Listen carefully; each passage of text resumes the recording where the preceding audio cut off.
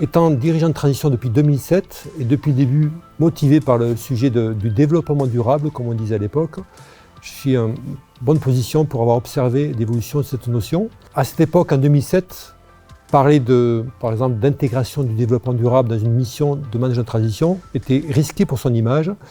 Je me suis fait par exemple traiter d'écolo, et on ne veut pas d'écolo chez nous.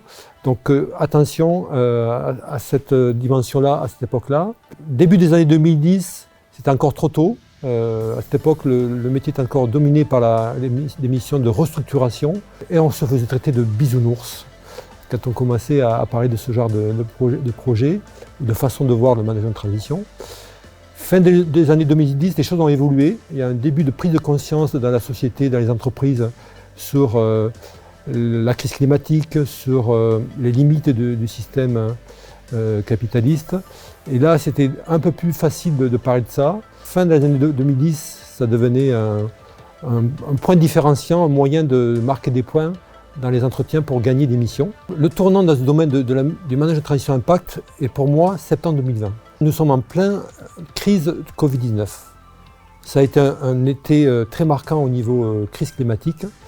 Et on sentait un début de prise de conscience des limites du système capitaliste dans la société.